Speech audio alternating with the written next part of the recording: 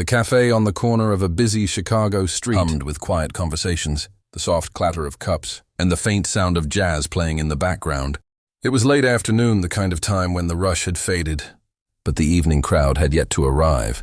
A single father sat near the window with his young daughter, her small hands busy coloring on a sheet of paper while he sipped a modest cup of coffee.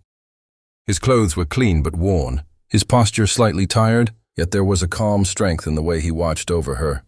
Every now and then he leaned closer to admire her drawing, offering a gentle smile that made her beam with pride. The door opened and a woman stepped in. Instantly drawing a few subtle glances, she carried herself with quiet confidence, dressed in understated elegance that spoke of wealth without needing to announce it. Her eyes scanned the room, searching for a place to sit, but every table seemed occupied. For a brief moment she hesitated, unused to not having space made for her. Then her gaze fell on the small table by the window, where the father and daughter sat together in their own little world. Something about the simplicity of the scene pulled her in. She approached slowly, her heels clicking softly against the floor, and stopped beside their table. "Can I sit with you?" she asked, her tone polite, almost tentative. The father looked up, slightly surprised, as if he wasn't used to strangers choosing his company. He glanced at his daughter, who paused her coloring to look at the woman with curious eyes, then back at the empty chair. "Of course," he said kindly, shifting the coloring book to make space. "Thank you," she replied, sitting down gracefully for a moment. There was a quiet pause, filled only by the ambient sounds of the cafe. The little girl smiled shyly, and the woman returned it warmly. "That's a beautiful drawing," she said gently. The child's face lit up as she eagerly turned the page to show more. The father chuckled softly, pride evident in his eyes. "She's been practicing every day," he said as the conversation unfolded. The woman found herself unexpectedly at ease. The father spoke simply without exaggeration or complaint, sharing small details about his life, how he balanced work and parenting, how his daughter loved school, how they made the most of what they had. There was no bitterness in his voice, only quiet resilience. She listened intently, drawn not to his struggles, but to the dignity with which he carried them. What struck her most was how present he was. Every time his daughter spoke, he gave her his full attention, as if nothing else in the world mattered. It was a kind of wealth she rarely saw in her own circles. She asked a few gentle questions, careful not to intrude, and he answered with honesty, never realizing who he was speaking to. As sunlight filtered through the window, casting a warm glow over the table, she felt something shift within her. This brief, unexpected encounter was more grounding than any boardroom or high-profile event she had come in looking for a seat, but instead found a quiet reminder of something deeper, something she hadn't realized she'd been missing. The boardroom overlooked the Chicago skyline, its floor-to-ceiling windows reflecting a city that never seemed to slow down. Inside, the atmosphere was polished and precise, filled with quiet confidence. In the soft shuffle of papers, the billionaire sat at the head of the long table, listening as her team presented quarterly updates from the foundation. Numbers charts and success metrics filled the screen, each one representing lives impacted, opportunities created, and futures changed.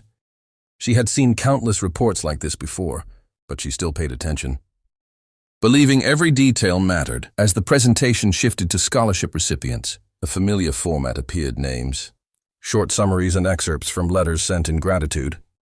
She scanned the page absent-mindedly at first, until her eyes stopped abruptly on one name. Her expression changed, the composed calm on her face giving way to quiet shock. She leaned forward slightly, reading it again to be certain it was him, the single father from the cafe. The man who had spoken so simply about his life, never once hinting at receiving help, never asking for sympathy. "Pause for a moment," she said, her voice steady but softer than usual. The room fell silent as she focused on the screen. Beneath his name was a scanned letter, one she suddenly recognized. She had read it months ago, maybe even more than once. It spoke about gratitude, about a daughter who loved school, about hope being restored during difficult times. At the time it had moved her deeply, but it had been just one among many. Now it felt entirely different. Now it had a face, a voice, a presence. She felt a strange mix of emotions: surprise, humility, and something deeper she couldn't quite name. Out of all the people her foundation had helped, she had met one by chance, without knowing, and he had treated her not as someone important, but simply as another person sharing a table. There had been no performance, no attempt to impress, just sincerity. The meeting continued, but her focus had shifted. The numbers no longer felt abstract. Each figure now carried weight, each story a reality she could almost touch. When the session ended, she gathered her things more slowly than usual, her thoughts still lingering on that quiet afternoon in the cafe. She realized she didn't want this moment to pass, like the others later that evening. She returned to the same cafe hoping, perhaps irrationally, that she might see him again. The place looked just as it had before, warm, familiar, alive with small moments, and then she saw them. The father and his daughter sat by the window once more, the little girl drawing, while he watched with the same gentle attention. She approached her steps slower this time, carrying not confidence but a sense of purpose. When he looked up and recognized her, a small smile crossed his face. "Good to see you again," he said. "You too," she replied, her voice softer than before. She sat down, taking a brief moment before speaking again. "There's something I didn't know the last time we met." She began carefully, in something you didn't know either. He listened, slightly puzzled but attentive, as she explained, revealing her connection to the foundation in the scholarship. His expression shifted from confusion to disbelief. He looked at his daughter, then back at her, as if trying to connect two separate worlds into one. You're the one?" he asked quietly.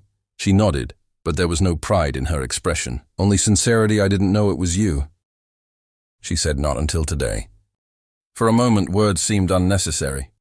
The weight of the revelation settled gently between them. Finally he spoke, his voice filled with quiet emotion. "You changed our lives," he said. She shook her head slowly, her gaze steady but humble. "No," she replied. "You reminded me why I started." In that simple exchange, something shifted. Not in status or circumstance, but in understanding. The distance between their worlds faded, replaced by a shared sense of humanity that neither wealth nor struggle could define.